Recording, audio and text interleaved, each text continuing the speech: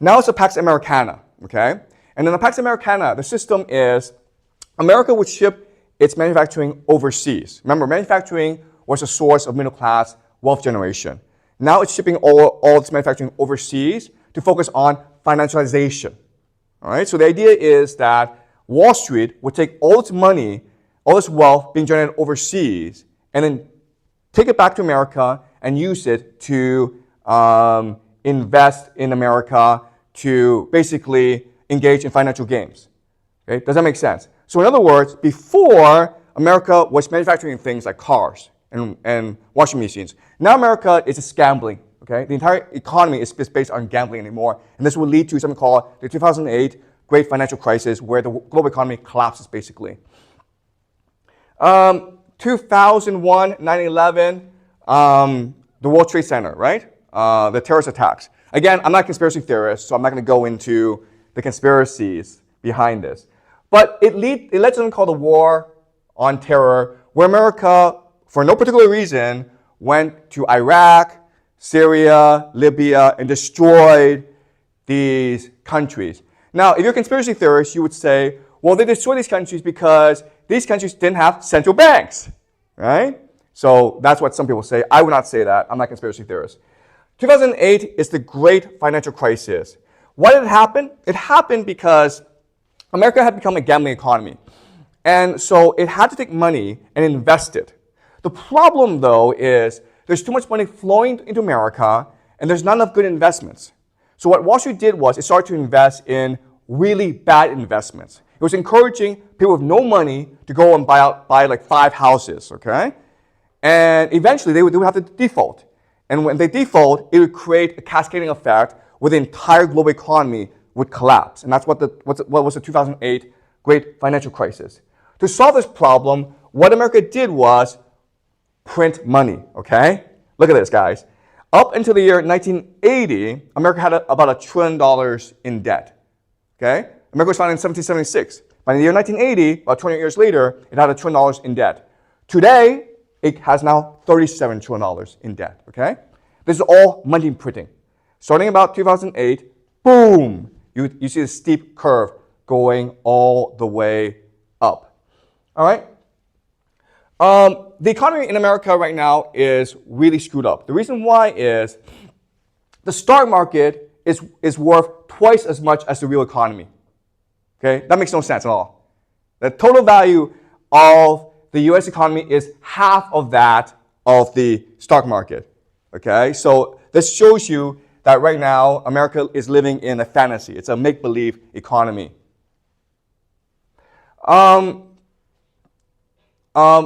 The other problem is this massive wealth inequality, okay? So as you can see, the wealthy people are pretty wealthy, but by 1980, the time of Reagan, it shoots all the way up, okay? So you have this massive wealth inequality being created in the United States.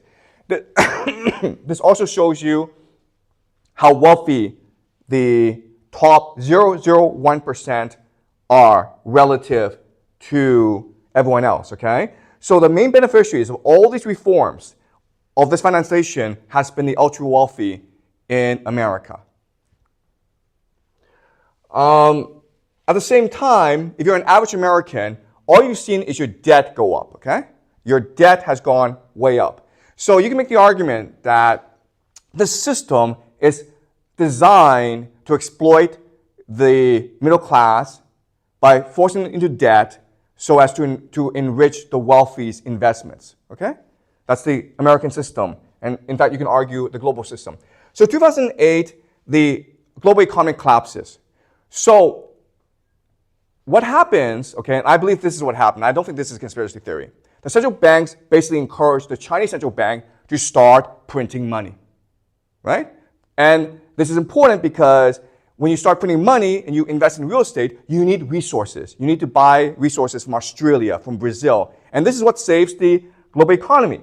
And this all looks very impressive, guys. Like, I know when you go outside and you see all these big buildings and fancy railways, it's all very impressive. But remember, okay, this is really important. Behind the veneer of this prosperity are 3 things: massive debt, right? Because this money is being printed. So someone has to pay this off. You guys, not the current people, but you guys or your grandchildren or your great-grandchildren, okay? But someone has to pay off this debt. That's number one. Number two is this has created massive inequality in China, right? So the rich are filthy rich and the poor aren't that much better off. And the third problem that's really important is it's created a lot of political corruption, all right? So behind all this veneer are corruption, inequality, and debt. And this is what, okay? So a really important lesson for you guys to understand the Chinese relationship with America is this. There's this very, very famous quote by Charles Baudelaire who said, "The greatest trick the devil ever pulled was convincing the world he didn't exist." Okay? Well, I'm going to paraphrase him, okay? And this is what I think is the relationship between America and China.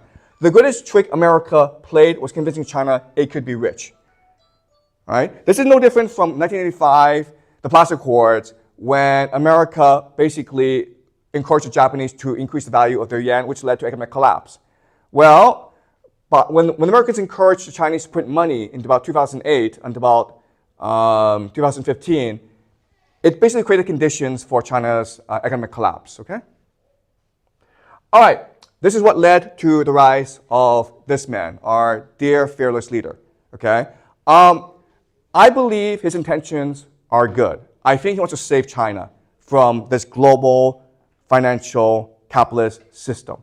He needs to maintain China's independence and sovereignty. And he's fighting very hard to save the Chinese nation. Okay, that's what I believe.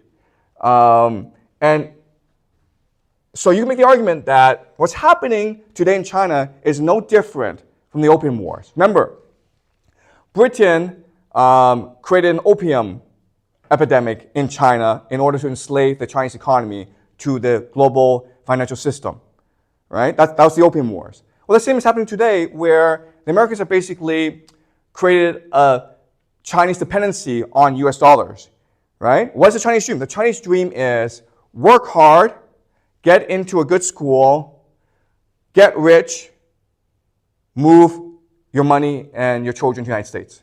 That's the Chinese dream, all right? And if that's a dream, then eventually the civilization won't last very long. Am I wrong? Is that not the Chinese dream? All right.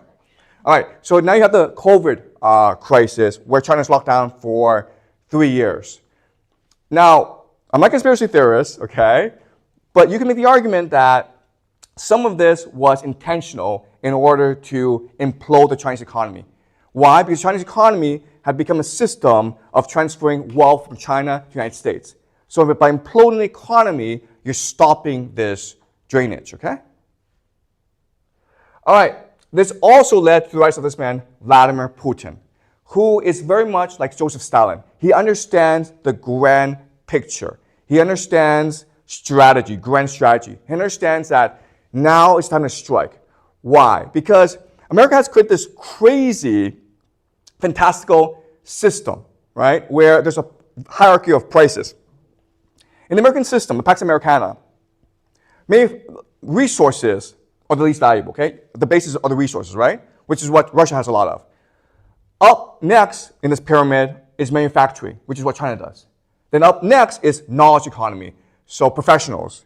And that's what Europe and America does really well, okay? And at the very top of this pyramid are the financiers, finance. And that's what Wall Street dominates, okay? So this is the pyramid of the world that we live in. What Putin said is this. What Putin said is, you know what? If I can control the world's resources, the oil, the food, then I can invert this pyramid so that resources at the top. And that's why Russia invaded Ukraine. Because if Russia were able to dominate Ukraine, Russia and Ukraine together would control one-third of the world's carbohydrates. Without Russian food, Africa and the Middle East would both starve to death. Okay? And so that is the rationale for Putin's invasion of Ukraine. He's a genius. He understands there's fundamental weakness in the American system. Okay? If you're able to control the resources, you are able to strangle this financial system. Okay? So by invading Ukraine, Putin shows that America is a paper tiger. Faith in the USD rests on the aura of the American military's inevitability and invincibility. This now forces the Americans to invade Iran. Okay, does that make sense to you guys? The logic here is very simple. Why does Saudi Arabia buy US dollars, even though they know it's not worth anything? Why does Japan buy US dollars? What is Germany? The answer is they're afraid that if they don't buy US dollars, America will come invade them. Okay? They have no choice in the matter. But now that Putin has showed that, actually, you know what? The American military is not as strong as you think it is. The American military now has no choice but to prove it is as strong as people believe. It needs to restore faith in the military in order to restore faith in the US dollar. Okay, does that make sense? That's why the American military has no choice in the matter but to invade Iran. Okay? Why? Because if they're able to invade Iran, they're able to control the entire flow of Middle East oil. Also, they're able to control the active trade throughout the world, okay? Iran is really the center of the world in terms of global trade. So these two factors mean that America needs to eventually invade Iran. All right. Once it invades Iran, it creates a huge problem for China and Japan and South Korea. Why? Because guess what? These three nations get most of this oil from the Middle East, right? Japan imports roughly 89% of its oil from the Middle East. And guess what, guys? Japan is the largest buyer of US dollars. So if Japan ever says, you know what, screw this, we're not buying US dollars, the American economy goes bankrupt. So when you invade Iran, you control the oil supply, you control the entire Japanese economy. You can charge whatever price you want for oil. All right, this explains the Israel-Palestine conflict. Because America just can't go invade Iran for no reason. It needs a pretext. The perfect pretext is Israel comes in conflict with Iran. Iran attacks Israel. The United States must now defend Israel because Israel is its ally. Right? Does that make sense? So America needs a scapegoat. That scapegoat is Israel. That explains why there's so much conflict right now in the Middle East. Look at this map, okay? This is Iran. It's surrounded by American bases. You have 14,000 troops in Afghanistan. You've got like thousands more over here, okay? Iran is surrounded. It seems to me that America's been preparing to invade Iran for the past 20 years. And it's just looking for the perfect opportunity. All right. The problem, though, is that Iran is not an adversary that America can defeat. The reason why is the geography of Iran. Look at this. In 2003, America went to Iraq and destroyed Iraq. Why? Iraq's a desert. It's flat plains. America has bombs. It has fighter planes, right? It's pretty easy to destroy a desert. But Iran is all mountains. These fighter planes do no good against mountains. You can't bomb a mountain into submission. Okay? So if America were to invade Iran, there's very little chance that America would win this war. In fact, it may be the end of the American empire. And Putin has a plan, okay? Putin is a genius. He knows exactly what will happen. So Putin is preparing for this possible invasion of Iran. So this is a really important picture. Putin signed an agreement with Kim Jong-un. The agreement is something called a Mutual Defense Pact, which means that if North Korea is ever attacked, Putin would come to his aid. All right? Now, why would Putin do this? This is really strange. The answer is this. The answer is, if America attacks Iran, he needs to throw America off balance by creating a conflict somewhere else. The best place to create a conflict would be Southeast Asia, right? Now, you would think, wait a minute here. Putin and China are best friends. If America invades Iran, then China may invade Taiwan. But I've already told you this. China is dependent on the American economy. So I do not believe this will happen. Okay? And Putin is fairly certain this won't happen either. That's why he's now best friends with Kim Jong-un. Because Kim Jong-un, if he were to menace South Korea, that would throw the American military off balance. Because now there is war on three fronts: Ukraine, South North Korea, and Iran. Okay? That's the grand strategy of Putin. This is his trump card. Okay, does that make sense? All right. Now, what I'm saying here is this. I'm saying, like, I know there's a lot of conflict now between China and America. There's a trade war going on. But I think this will pass. I think there'll be a rapprochement between China and America because both economies are dependent on each other. Right? So I think this friendship between Putin and China won't last very long.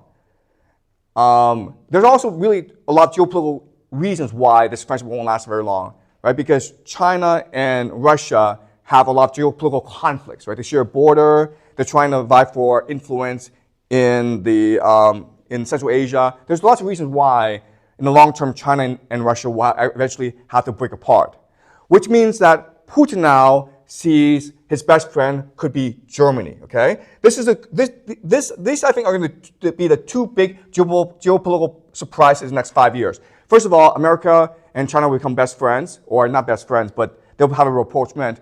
And then Germany and Russia will have a rapprochement. Okay? All right. So, Donald Trump, President of the United States, he wants a third term, okay? He's creating, everything he's doing right now is because he wants to be king of the United States. He wants a third term, okay, for a variety of reasons, okay? I won't go into many reasons, okay, but he's that narcissistic. He has to solve a problem. This problem is the national debt, right? It's now $37 trillion. You can't pay this off. You can never pay this off. But the theory is this. The theory is like, as long as you are the greatest military in the world, as long as you can go invade everyone, you don't have to pay this off. You can constantly increase this debt. Okay? That's the theory. This explains the U.S.-China trade war. Everything that we're seeing today is because Donald Trump needs to come to an agreement with China for a variety of reasons. Okay, the first reason is Trump wants to invade Iran, and so he needs to be on good terms with China. Okay? Another reason is he needs people to buy U.S. dollars, right? And right now there's a lot of financial repression in China, meaning that you can't convert Chinese currency into U.S. currency. American investors aren't allowed to come to China and buy up the Chinese financial system. Trump wants China to open up. Trump needs to create more interdependency between China and the United States. Okay? And that's why, for Trump, Chinese citizens and students in America is the ultimate leverage point in negotiations. Ask yourself why this is happening. Why is it that your visas are being threatened? You want to go to the United States and spend a lot of money to get an American education. But Trump is saying, no, no, no, we get to go to your visa. Why is this happening? It's all part of negotiation, okay? There's no way that America will shut out Chinese students because America needs that money, okay? Well, without Chinese spending money in America, without Chinese wanting to purchase US dollars, the American economy will collapse. So there's no way that America will close its door to Chinese students. But it needs China to open up its economy furthermore to create more interdependency to save the US dollar, okay? All right, so where am I getting these ideas? Like, am I just making this stuff up? So in this class, what you're taught is that history tends to repeat itself. And by studying history meticulously and thoroughly, we can get insight into the future. So what I want to show you now is there's a direct analogy between what's happening today and what happened in Greece in about 400 BC, okay? This is Thucydides, and he wrote a very famous book called The History of the Peloponnesian War, which is what we discussed last semester. Now, the Peloponnesian War is a war between Athens and Sparta for hegemony on the Greek mainland. Okay? So in 480, Athens and Sparta were best friends. They fought against Persia, which was invading the Greek mainland. And at the Battle of Salamis, the Athenians basically destroyed the Persian navy. And the Persians were forced to retreat. But there was always a threat that Persia over here would come back and invade Athens and Sparta, okay? As well, throughout the Aegean Sea are Greek islands and colonies that are afraid of Persian hegemony. So after the defeat of the Persians, the Athenians got together with these colonies and they created something called the Delian League. The Delian League is like NATO. It's a defensive alliance. If the Persians attack, then this alliance will defend together against the Persians. Now, the Athenians had the best navy at this time, and the other islands are like, we don't have a navy, but what we'll do is this, we'll give you our gold, okay? So to all these islands, they put all their wealth on a place called Delos. This is why we have the Delian League name, okay? And this money is meant as a mutual defense fund. You're not supposed to touch it unless the Persians invade, in which case you use this money to defend against the Persians. Okay, that's the idea. And this worked out well until the Athenians stole the money, right?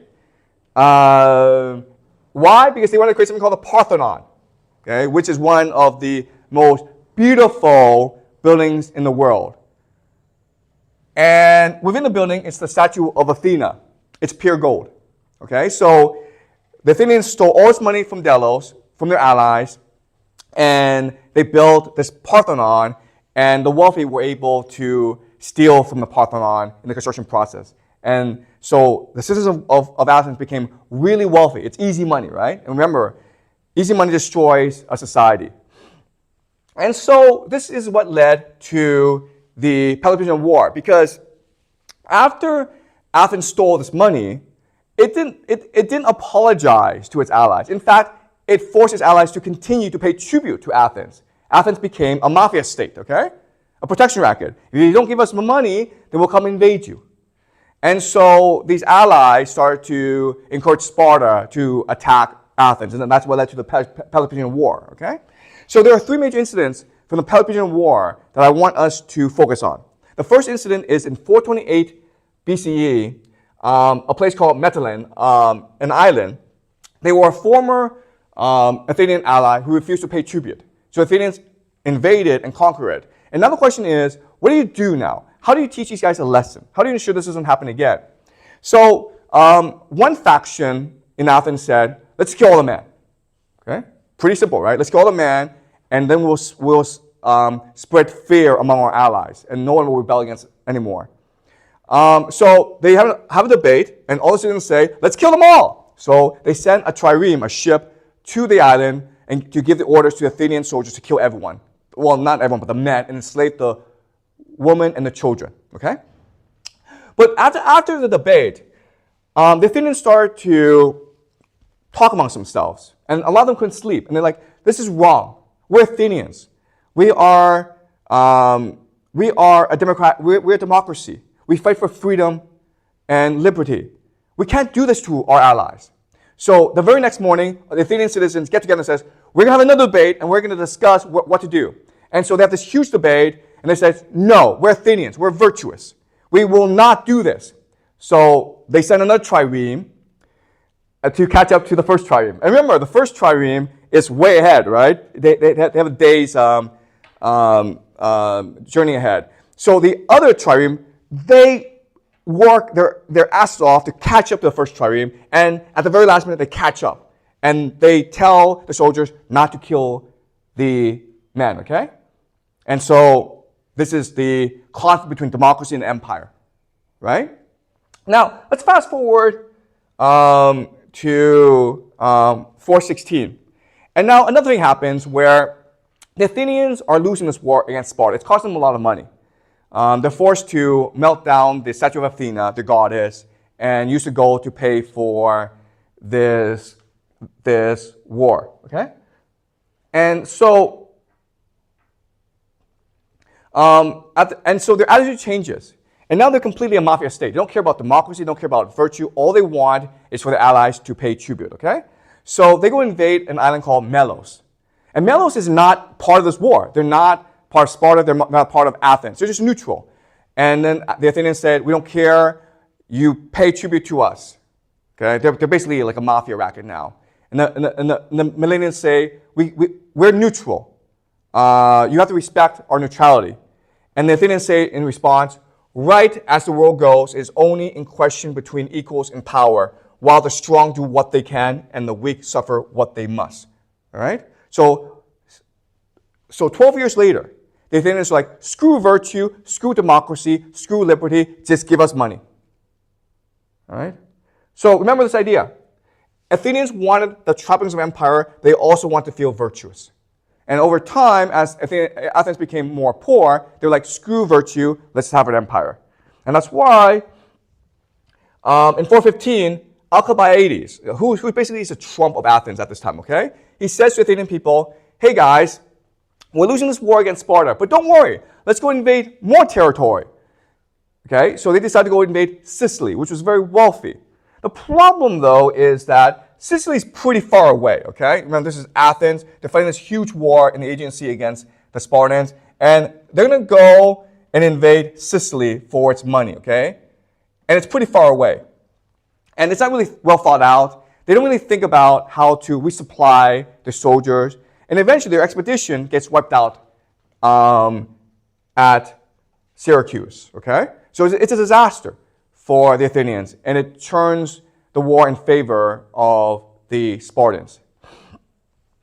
Athens is so bad that everyone gets together. The entire world gets together to destroy Athens. The Persians, remember the Persians were the enemies of both Sparta and Athens, right? The Persians start to finance the Spartans.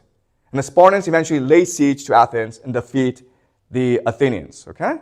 So, why is this important? Well, because history is going to repeat itself, okay? There's going to be a lot of similarities between the Peloponnesian War and American Empire today. First similarity is NATO. Remember, the Athenians had the Delian League, and the Americans have NATO, okay? And NATO is meant to be a defensive alliance. But if that's the case, then why is it that the Nord Stream pipeline got destroyed? Remember, the Nord Stream pipeline, it sends cheap gas from Russia to Germany. The German economy is use cheap Russian resources, primarily gas, manufacturing the best cars in the world and sell to China, okay? But because of this war in Ukraine, America not only limited, basically embargoed Russian gas to Germany, which destroyed the Russian economy, but some people even say that the Americans destroyed the pipeline. Okay, so the Americans are attacking their own allies. Trump has said that America should take over Greenland and Canada. Why? Because they're wealthy, they have lots of resources, and also they don't have really strong militaries, right? Trump, he's like a mafia godfather. America is behaving like a mafia system today. Now, what America is doing is it's forcing Europe to rearm itself. So this is Germany, and Germany, Britain, France, they've all announced this huge military budgets.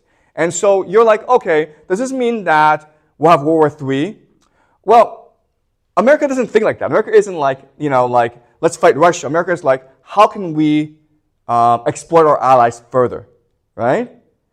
And so you can make the argument that this is not really about fighting the Russians. It's really about getting their allies, France, Germany, and Britain, to buy expensive and crappy American weapons. Remember the military-industrial complex, right? The entire point is not to fight the Russians. The Russians are just a pretext and excuse. The real purpose is to get the Europeans to buy expensive American weapons. It's really a shakedown, okay? All right, so all around the world, there's protests about what's happening in the Middle East, right? These are huge protests protesting what's happening in Gaza today. But ultimately, it's not going to matter, all right? Why? Because America is an empire. It's a mafia state. It needs to destroy Iran in order to maintain its power, okay? So Americans want the trappings of empire. They also want to feel virtuous. That's why there's conflict right now. Over time, as America becomes poorer and poorer and more desperate, this virtue will go away. And the raw, brutal power of America will express itself throughout the world.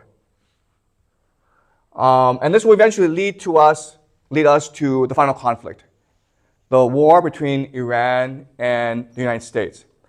Iran has been preparing for a long time, okay? Ever since 1979, America's been preparing for a long time. This conflict is World War III. I cannot overstate how brutal this conflict will be. It will lead to fundamental changes in the world. Our lives will never be the same again. Everything that we've known in the past is now gone forever. And we have to prepare for a new future.